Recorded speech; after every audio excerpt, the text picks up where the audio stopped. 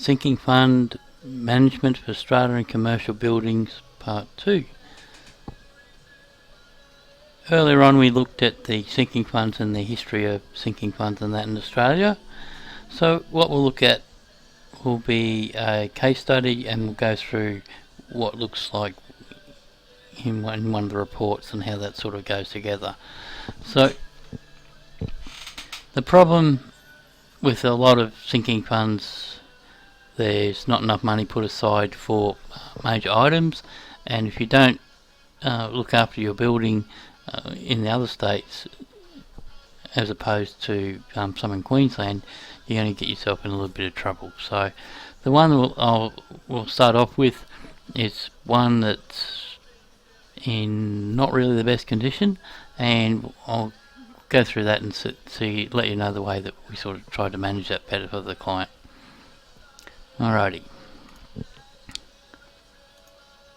So this is a set of 56 units. The building hasn't been maintained for 20 years.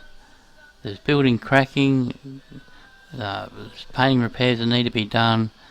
The complex was underinsured, it needs painting, pool needs attention, retaining walls are falling down, and you've got pipework issues.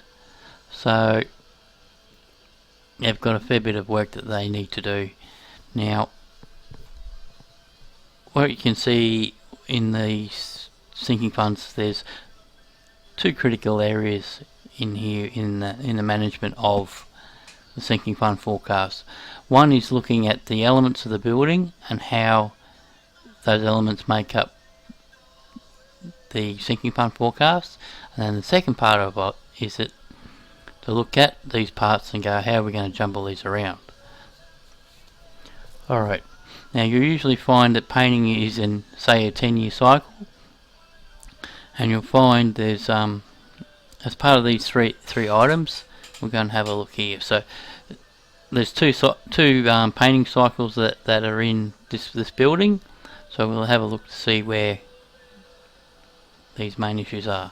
So you can see in here all the cracking in that from the gyprock, and so you've got water penetration in going through here. So the longer you leave this sort of stuff, then the more you're going to pay.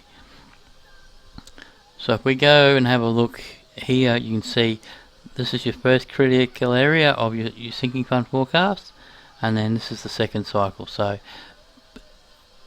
at the moment now they've got not much money in the bank now, so what we had to do is trying to juggle these figures around here to make that nice and smooth, so we don't have to hit them with a special levy first up.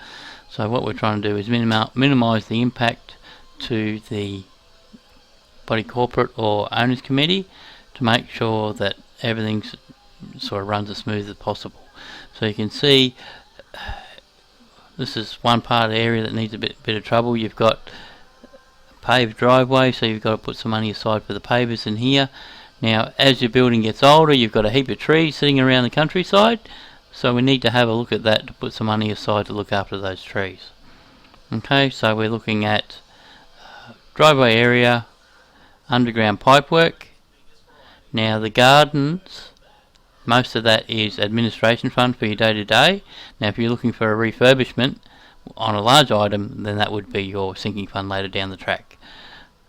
So you've got the painting to your main building in superstructure, you've got some money to put aside for your roof, you've got your downpipes down the side, and then from the common areas you've got common stairwells which need to be serviced and painted. So what we ended up doing was painting. Well, first of all we cleaned up got the building repairs, got that done in year 1. Then in year 2, then we painted the outside of the building, and then in year 3 we painted the inside stairwells because they can last a little bit longer. And that's why we sort of staged that over the first 3 years, because that's the biggest impact, and then we managed to bring the levies down to a bit more reality until they're back on track for their second part of the cycle. So that's one section that we can look at in that part 2. We'll go through one of the other reports and